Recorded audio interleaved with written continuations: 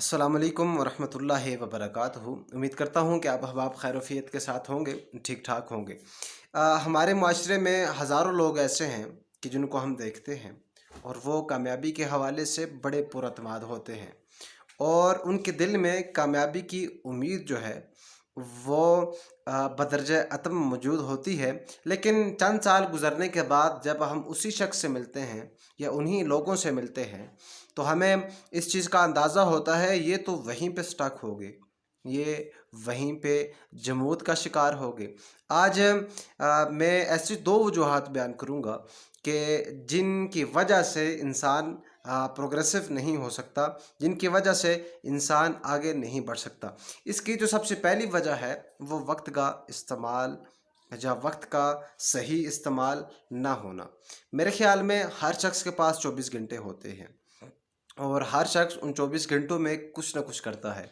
लेकिन इसकी क्या वजह है कि बाज़ लोग उन्हीं 24 घंटों का इस्तेमाल करके दुनिया के करोड़पति बन जाते हैं और बाज़ लोग उन दूसरे लोगों से ज़्यादा मेहनत करके वो वहीं के वहीं रहते हैं और पूरी ज़िंदगी पैसों का रोना रोते हैं और पूरी ज़िंदगी खुशी के फुकदान को साथ लेके चलते हैं। तो मेरे ख़्याल में इसकी जो बुनियादी वजह है वो हमारी तरजीहात का ज़्यादा होना है। जितनी तरजीहात ज़्यादा होंगी इंसान उतना ही भटका हुआ रहेगा, उतना ही नाखुश रहेगा।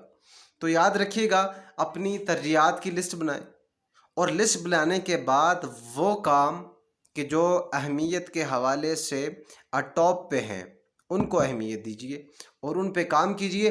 क्योंकि मेरे ख़्याल में हम जितना ज़्यादा काम करेंगे, जितना ज़्यादा हमारा ज़हन भटकेगा, जितना ज़्यादा हमारा ज़हन किसी मुख्तलिफ़ चीज़ों में फैलेगा तो फिर मेरे ख़्याल में हम गैर मामूली कामयाबी का तसव्वुर ज़हन से निकाल दें।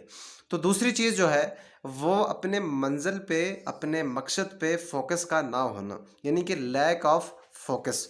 तो इस हवाले से मैं मुख्तसर गुफ्तगू करूँगा कि हमें अपनी मंज़िल के तयन के बाद हमारा जो असल फ़ोकस होना चाहिए, हमारी जो आंखें होनी चाहिए वो मंज़िल की तरफ हों। मैं छोटे से छोटा भी काम करूं तो मंज़िल मेरे ज़हन में होनी चाहिए, मेरे ज़हन में वो मुकाम होना चाहिए जिस मुकाम तक मैंने पहुंचना है। तो इसके लिए लाज़मी है कि हमें जो मंज़िल है उसका तयन करना है और मंज़िल के तयन के बाद हम जो काम करें तो उसी मंज़िल को ज़हन में रख के करें।